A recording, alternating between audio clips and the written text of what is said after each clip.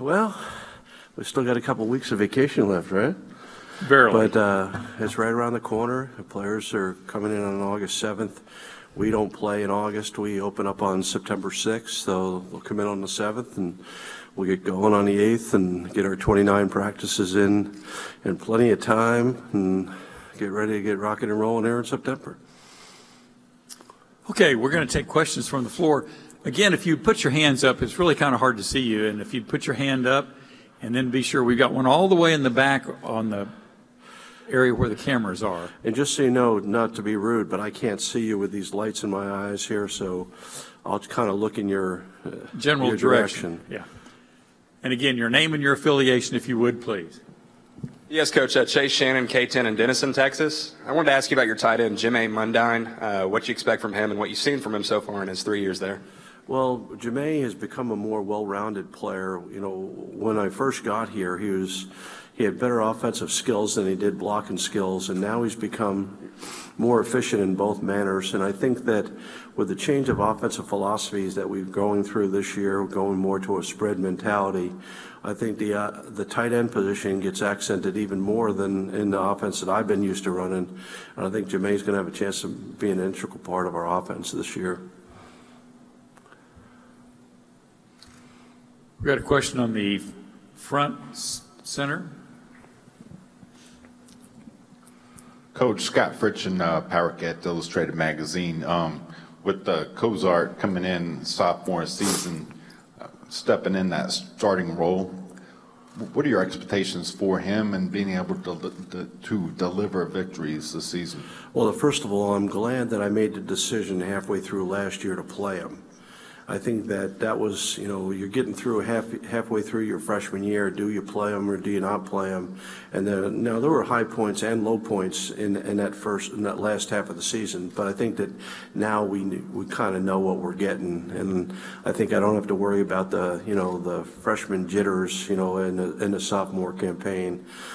In this offense that we're running, I think athleticism at the quarterback position is a critical factor, and he definitely has athleticism. So besides being able to stand in the pocket and deliver, I think that added element to either on called runs by quarterbacks or just scramble ability to bail you out of some trouble situations gives us a better chance to score more points.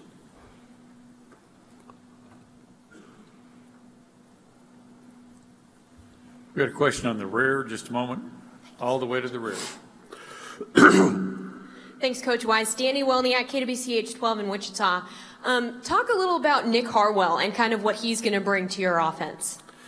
Well, anytime you can plug in a number one wide receiver that has already been played 3 years already as a starter with big production, it puts a whole different composition to your wide receiver position.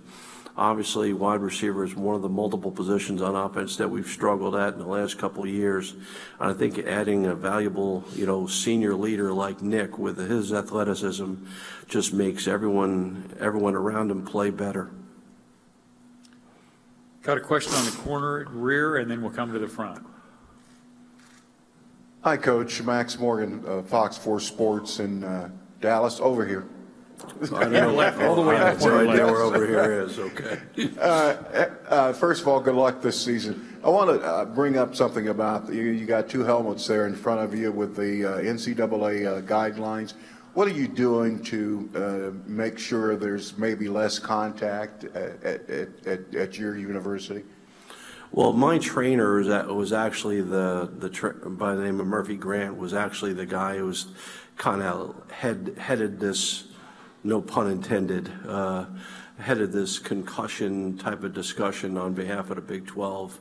And we've had a lot of talks at length about making sure we minimize as best we can, the helmet-to-helmet type of things.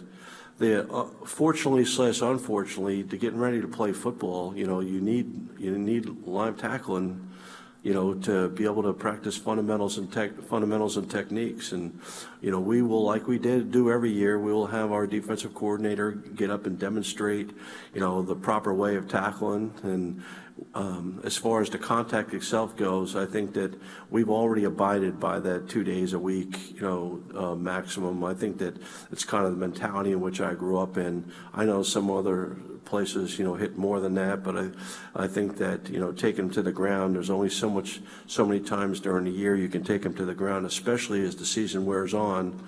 I think that you even have to, cut it down more and more as the year goes on. Question right here on the front. Good morning, Coach Weis. Ben Kirchhoff from Bleacher Report. As far as the offense being able to continue to move the chains last year, a lot of 3-and-outs, a lot of struggling to stay on the field. What do you guys have to do on first and second down, and how does Cozart play into that so that you can put yourself in better third down situations? Well, I think that any time you have a mobile quarterback, which is really not the way, the way we were suited to last year until Montel started playing, okay, you're playing 11-on-10 football, because if the quarterback is never going to carry the ball and is not a threat to the defense, and they don't have to worry about him, okay, they're +1 as far as numbers go. I think by having the quarterback being able to be one of the guys that carries the ball puts much more stress on a defense. We got a question on the far left-hand corner, right back in the back. Danny Klingscale from Sports Radio 810 WHB in Kansas City. What can you put a number on wins, or what would be a successful season this year in year 3? Yes, I can. But you won't. No, I won't. What would be progress? I think this, Danny. I think it's really, really important. I agree with you that your team's expectations must be clearly defined. But we haven't done a thing in the 2 years I've been here. We won 1 game 2 years ago. We won 3 games last year. We won 1 game in a conference. We haven't won a game on the road. I guess for me to get up here and say this is what my expectations are to you, I mean, I just, I'm not very smart. But our team very clearly knows what our expectations are. There's no hiding it. We got a question in the middle, right here in the front. Ian Boyd, Inside Texas. With your move to a spread offense, what parts of the Charlie Weis offensive philosophy and concepts have you kept and maintained? Will it still have a Weis flavor to it, or will it be an overhaul?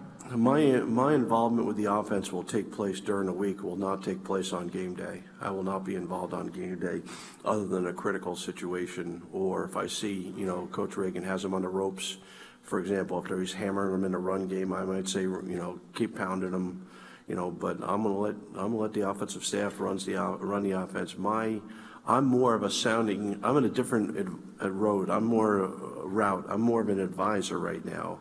I'd like to think that I'm a good person for him to use as a resource as far as, how would you do this? How would you do that? How would you attack this defense? But my involvement will take place early in the week, and I'll stay out of the way on game days. Another question all the way in the rear, and then we'll come up here in the middle. Charlie, Tim Griffin with the San Antonio Express News. There's been some talk among a lot of people about possibly limiting contact and practices to 2 days a week. I'm curious what you feel about that.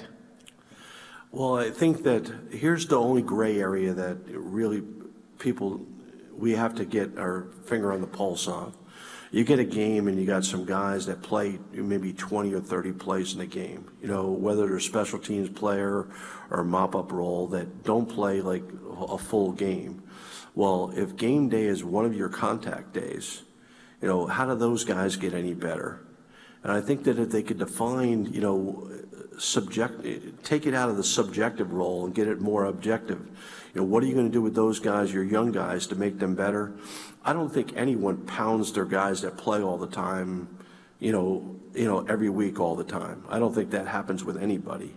I think that the only gray area is going to come into the fact that how do you get your young guys prepared to play if they're not getting any of the real reps when you're getting ready to play your game? All the way in the left corner.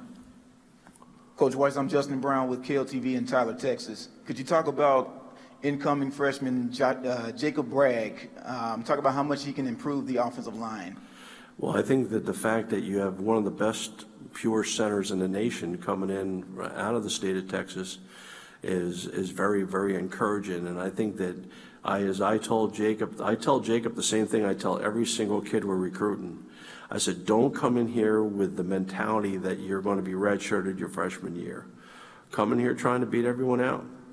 Now Jacob's going to come in and he's going to start at the bottom of the depth chart just the way every other freshman who walks in the door. Okay, but when Jacob's ready to play, he'll play, and he has tremendous upside. Got a question on the aisle about halfway back. Coach Randy Pedersen from the Des Moines Register in Iowa. Commissioner Bowlesby spoke this morning about cheating being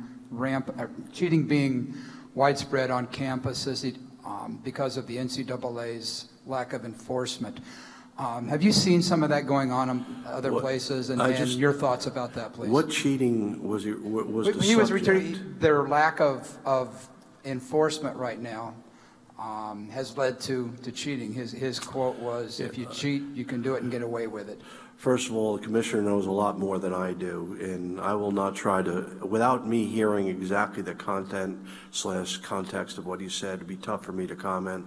I've been to multiple places, and the places I've been, I just haven't seen it. So maybe I'm oblivious. I hear about it all the time. There's things that annoy me sometimes at other places, but really, I just try to speak for Kansas, and I certainly would not want to say something that respond to something the commissioner said without knowing fully what his intent was. We got a question on the right-hand side for a change.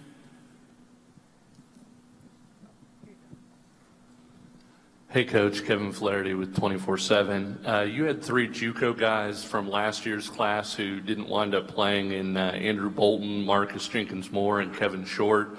Can you just kind of talk about what you saw from them in the spring and how much they'll help you defensively, especially as far as depth purposes go? Well, I saw a lot more out of Bolton and Short than Jenkins-Moore, because Jenkins-Moore was, had a knee that it took him it's taken him the whole time just to recover. Bolton came in banged up and really wasn't ready to go, and he's a big physical bruising type of guy that I would like to have played last year, but I'm glad we didn't. Kevin has all sorts of athleticism, and the one position that you look at our defense right now, we have a veteran secondary, so I think Kevin being thrown in with the rest of those guys in the secondary gives us a chance to be able to cover all these offenses that play fast pace and play on space. Jen came in as a dynamic pass rusher, but and I still think that he's a ways away at this point. In the far left corner. Charlie, Barry Trammell with the Oklahoman. Bob Bowlesby told us a little while ago that for your Southeast Missouri game, you're going to have the first female official in Big 12 history as part of the crew. Is that going to be different for you? Any change? Will you even notice? What do you anticipate with that event? I'll try to watch my language. I believe in the old-fashioned way, so I'll try not to use as many bad words, but it means nothing to me. It's great that a woman is put in a position where she can be put on equal footing with the men, and if I said other than that, I'd be in trouble with my wife. So, all power to her. And that's an honest answer. Further questions for Coach? We got a question on the rear, is it?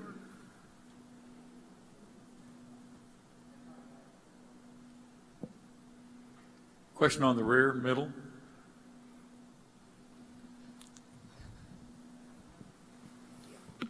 Coach Weis, Danny Wolniak again with Channel 12 in Wichita. Can I ask you about Ben Heeney and kind of the big role that he's going to play this year? I think that Ben is probably one of the more underappreciated defensive players, if not players, in this league.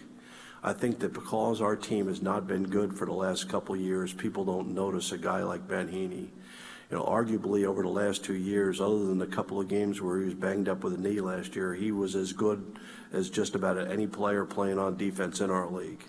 He reminds me a lot of Zach Thomas, a middle linebacker that's a little short in stature, so you get, you people, he can't do this. All he does is play sideline to sideline and plays with a vengeance. And I don't think anyone we play against doesn't think Ben Heeney's not a frontline player, and I'm certainly a big fan. Okay, final question on the front left.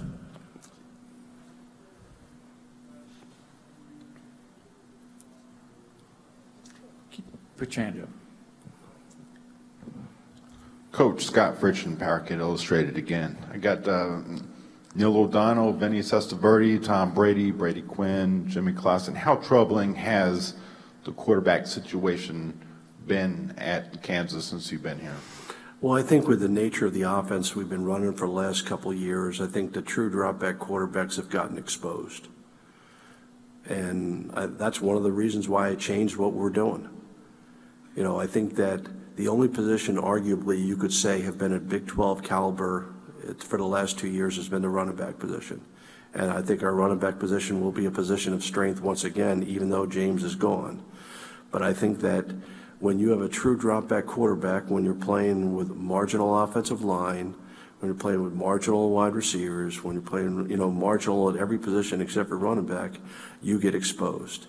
And I think that changing the mentality on offense, going to a more spread out, wide open offense with an athletic quarterback, hides a lot of sins. And I think that I've seen a lot of other people do it with high efficiency. And I know the bottom line is we don't score more points, we're not going to win more games. Okay, Coach, thank you very much for your comments and have a great season. All right, thank you very much.